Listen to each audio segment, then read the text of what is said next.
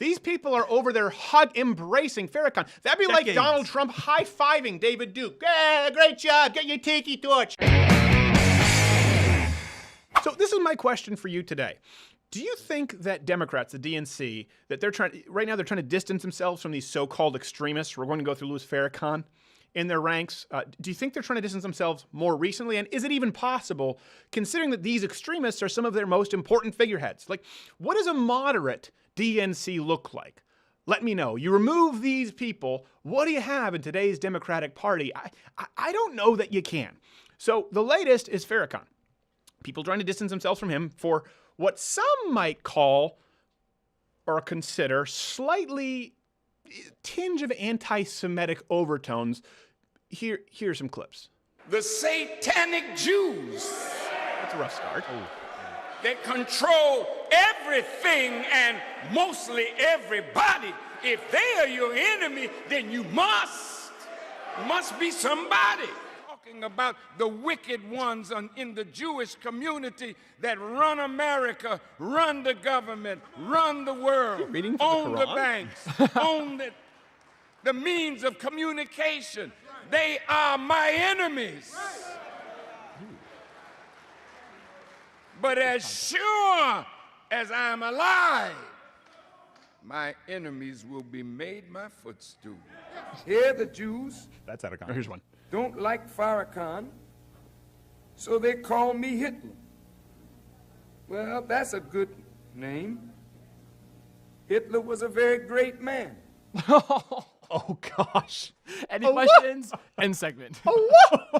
Yeah, by the way, if you're waiting to go, well, that's not a good... No, watch the whole clip. That pretty much captures it. Right when he goes, they compare me to Hitler, I'm about to use that defense like, oh, everyone I disagree with is Hitler. That's what the left does all the time. So I would defend him until he goes, I love Hitler. I guess the comparison, apt comparison. It actually holds water. So, first off, I don't know if that hair is just lacquered down or if it's painted on like the second girlfriend from Fresh Prince at this point. I have no idea. But Democrats have long buddied up with Farrakhan. Okay, this is one thing. Now they're trying to distance themselves from him, but there's a long-standing history here, and this is something that I think is important. Just like Nancy Pelosi and Hillary Clinton and then Bernie Sanders with Black Lives Matter, you remove the crazies and you remove all the activists, right? Roy Moore, gone from the Republican Party. It doesn't affect the Republicans at all. Right. Donald Trump has half of the Republican Party who thinks he's a boob.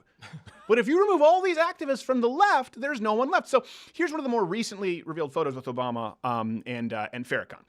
Give you an idea as to just how ingrained he was. DNC Chair Keith Ellison, two of the members of the Congressional Black Caucus, attended private dinner with Farrakhan. You have Tamika Mallory, the co-president of the Women's March, attended some of the anti-Semitic speeches. Democratic congressmen, they had regular meetings with him. Here's actually... I think a video clip of members of the Congressional Black Caucus embracing Maxine Waters and Farrakhan here.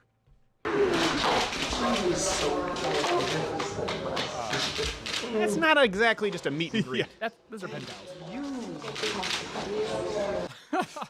Oh my God. She's on his speed dial. These people are over there embracing Farrakhan. That'd be like Donald Trump high-fiving David Duke.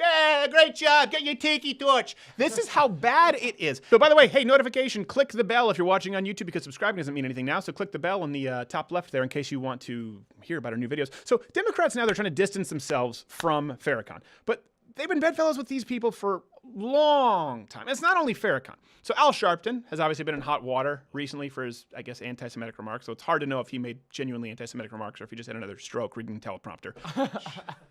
Obama, of course, launched his campaign for Senate at the home of convicted terrorist Bill Ayers and likely did cocaine with him in college, not to mention his passionate praise of black liberation theologist Derek Bell, very, very radical, not to mention, of course, the praise of Saul Alinsky. As for the Women's March, again, we're talking about all of the activist groups. We're talking about the people spearheading the modern leftist movement. The Women's March, that was the biggest one. I was on Joe Rogan, they were saying this was the biggest march this is the biggest activist group that's ever happened with our generation. Okay, Women's March, it's not just Tamika Mallory, co-president of the Women's March, defender of Farrakhan, but also Linda Sarsour, who was openly anti-Semitic. And of course, March organizer, we've talked about Resmi Odeh, is a convicted terrorist involved in a bombing that killed 2 Jewish children. Keyword there, convicted. Second keyword, if you want, terrorist. You know what? Killed 2 Jewish children. 5 keywords. Yes. I think. These are not isolated incidents. This is a pattern. And it really seems to me, I don't know what you guys think, and I really would love to hear your feedback. It seems to me that without the help of the radical extreme far left, today's progressive base would cease to exist. There are no activists outside of Occupy and the Bernie socialists and the Black Lives Matter activists and the Pussy Hat women's marchers. The activists on the right, as corny as they may be, right? You have the biggest one would be the Tea Partiers wanting lower taxes, business owners and entrepreneurs pushing for more business-friendly environments, even, the crazy Christian whack jobs. And the worst they might push for is not wanting their kids to be handed rubbers and wooden phalluses on a school bus, okay? Veterans, the American worker. These people make up the rights activist base. You may not like who they necessarily vote for, but these are the people who make up the grassroots. The radical left, the Farrakhan's, the Sharptons, the Lindisar stores, yes, even the shaved-headed girl from Parkland, Florida, who looks like the Minority Report oracle demanding the banning of all semi-automatic rifles. You remove these nutcases, the left has no one left to mobilize them. Hey, did you enjoy this video? Here's the thing, you're here, this is the end of it, so we don't care because you already watched it, but if you really didn't like it and you want to justify it, leave a comment below telling us why you didn't like the video. And if you liked us, let us know, and subscribe to the channel, because that lets the overlords at YouTube know that, you know what? You're all right.